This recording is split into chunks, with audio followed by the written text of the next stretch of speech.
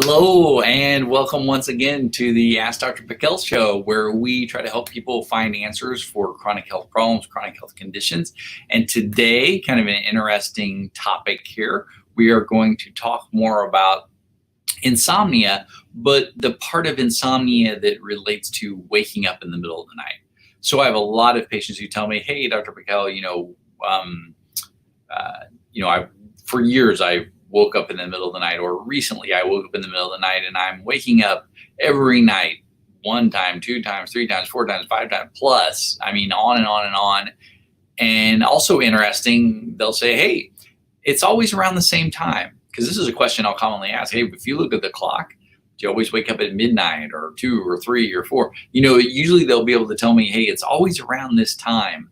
And so there's a reason for that too that we're going to talk about, and why people wake up. Because sometimes when we wake up in the middle of the night, we think, "Oh, I woke up because I had to go to the bathroom." Actually, that's not true. And we're going to talk about that too. There's another reason behind it all. All right, well, let's dive right in here and see if we can get to the good stuff. Okay, so here's what happens. And in fact, dive into that. Before we dive into that, okay, so after you fall asleep, once you fall asleep, basically what happens is your brain still stays on. It still has to work all through the night. It doesn't get to just turn off completely. The switch doesn't turn off. It's like your computer when it goes into sleep mode. It's still on, but it's just things have kind of powered down. And that's kind of what happens in the body there. Now, during our sleep, our brain's really, working on repair and healing. There's all kinds of things that happen during our sleep, but a lot of it's repair and healing. So our sleep time is so important. That's when our immune system does a lot of its work too. If your body's trying to fight something, you need a good sleep so your body can fight battles. This is during the night, what's called our Th1 side of our immune system increases. And this is our soldiers, our armies are fighting the bad guys in our body. So we really need a good night's sleep, and also for energy reasons and things like that. So what happens? What goes wrong? Why do people wake up, and why does this occur? And how does all this happen? Okay, so one thing that ties a lot into it is, remember, the brain works all night. So what does the brain have to have? The brain has to have fuel. And what's fuel in the human body? It is blood sugar and oxygen. Okay, so those are the two types of fuel in the body. We gotta have these. These cannot be problematic. Now, probably there's common scenarios here. Blood sugar problems, which a lot of people say, "Well, I don't have diabetes. Well, I don't have a blood sugar problem." Well, you don't have to have diabetes to have a blood sugar problem. You can have pre-diabetes, insulin resistance, hypoglycemia. There's all kinds of things that can affect your blood sugar, and it may not even be a diagnosed problem. In fact, a lot of times people have insulin resistance or hypoglycemia before the lab even really shows it, because a lot of doctors, when they look at your blood tests, they're looking for the extreme ranges. Like with low blood sugar, they're going to wait till it drops below a 65. But functionally, if your blood sugar drops below an 85, not good. That can be functional hypoglycemia. So again, we want both of these. Now, on the oxygen side, where we'll see it more is when people have like sleep apnea. Yeah, they'll wake up when the oxygen drops low. And then there's also some other health conditions that tie into that oxygen side that could lower your ability to get oxygen to your cells, such as anemias and things like that. We're not going to get into that side as much, as we're going to talk more about the blood sugar side. So what happens if that blood sugar drops low? If it starts to go low.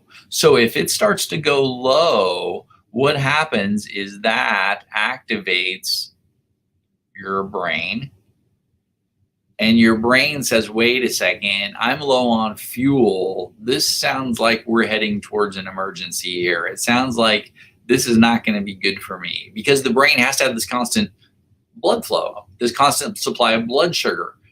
Because if we don't have blood sugar to our brain then will shut off, but it's going to shut off permanently. All right. So again, and that's not a good thing. So again, if the brain senses that blood sugar is low, we're going to say glucose, then what happens is that starts a triggering mechanism.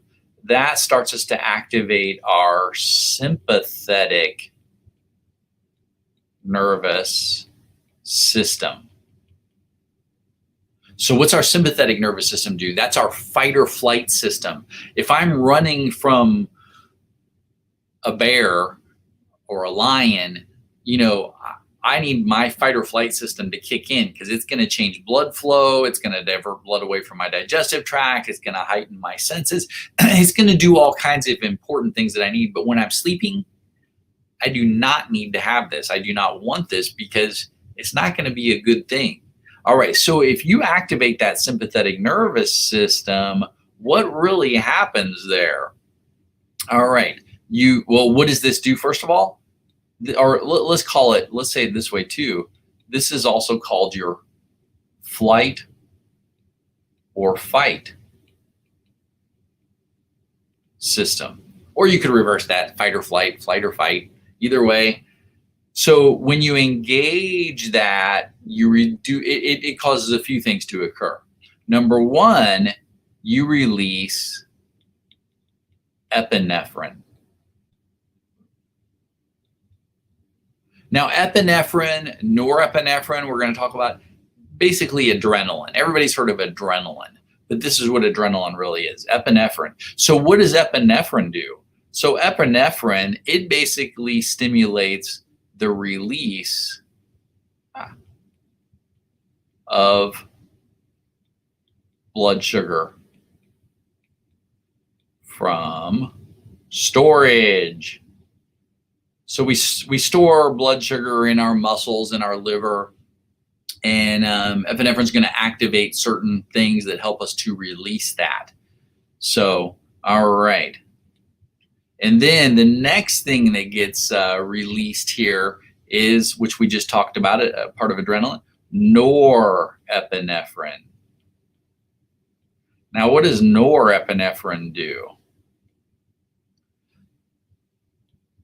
Norepinephrine is going to do a few things. Now, number one, this is going to cause your heart to race, because you're running from a bear even though you're in bed and you're asleep. So you'll get some heart palpitations.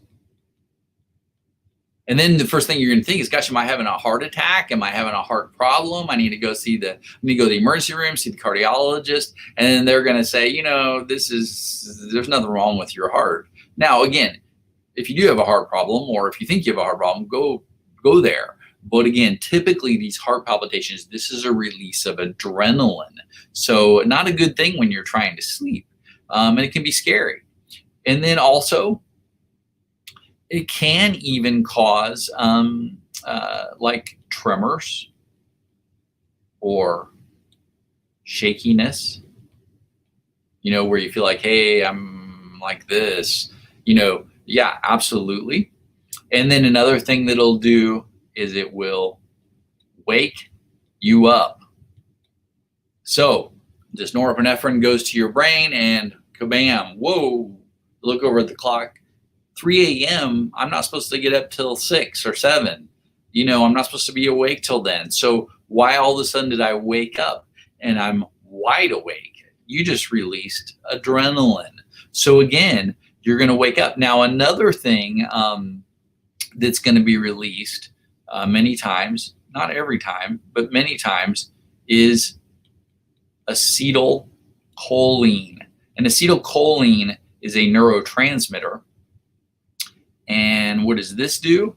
Well, acetylcholine can cause it when it increases, it's going to cause you to sweat or perspire. So night sweats, people say, oh gosh, I woke up all sweaty in the middle of the night. Sweating. And also it's going to potentially cause you to feel hungry. Some people wake up in the middle of the night and they're like, gosh, I'm starving. Well, you just released acetylcholine. So again, you don't have to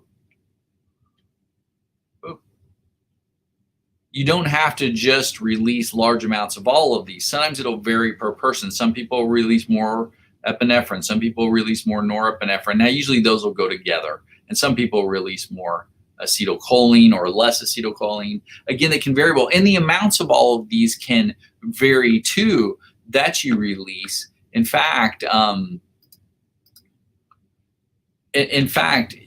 thing is when you release adrenaline to your brain, what it does is it wakes up the brain suddenly. Now, the thing is what is mainly sometimes the first message to the brain? Yeah, it's from your bladder. I got to go to the bathroom. So again, you should be able to sleep the full night on a full bladder. Your bladder can do it. It can hold it. But now some people have a problem with their bladder, and that can tie into some other things we won't talk about. But the thing is if that messenger wakes up, then suddenly, hey, I got to go to the bathroom, and some people have some urgency, or some people say, oh, I just got a full bladder. So the thing is this will be one of the things that will occur. And people will often blame it, oh, I've just got a small bladder or a weak bladder, and I wake up a lot during the night. Well, sometimes that can be an easy out, let's say, even by doctors telling you that. But majority of the time, it's a blood sugar issue. What's happening during the night is your blood sugar is dropping because you have a blood sugar problem. Now, what helps to regulate your blood sugar and keep you asleep is your adrenal glands. So your adrenal glands are supposed to release cortisol while you're sleeping.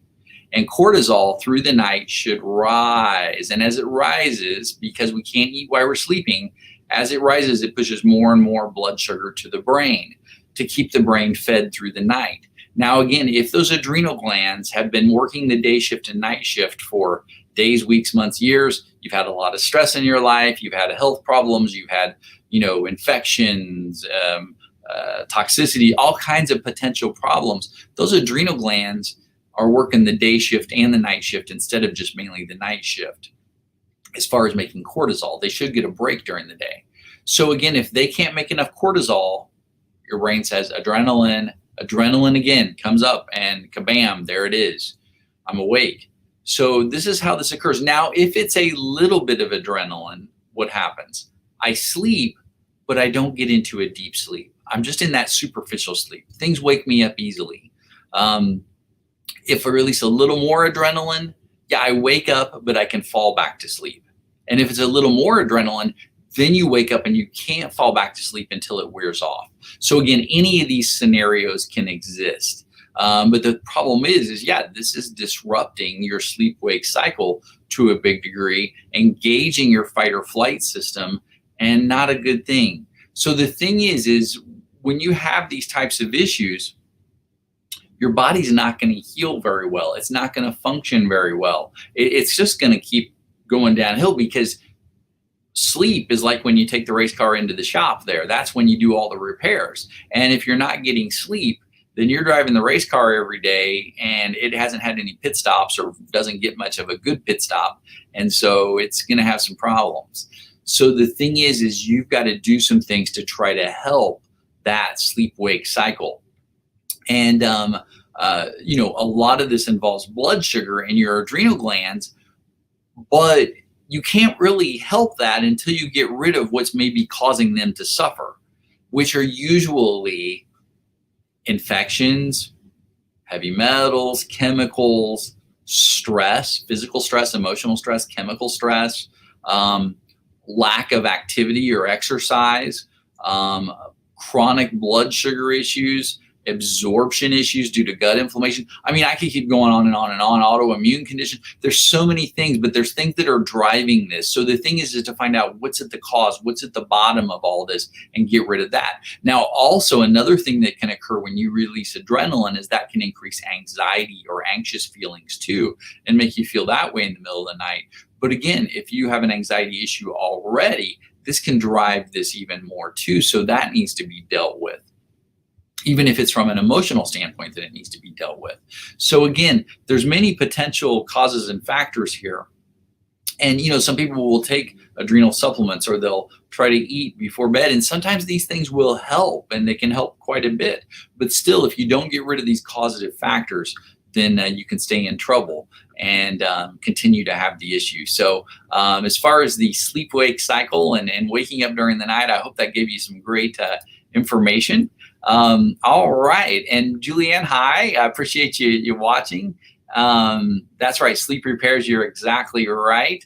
All right. Well, I hope everyone enjoyed this today. Oh, and I saw you also wrote, I have fibro and I wake up a lot. Yes.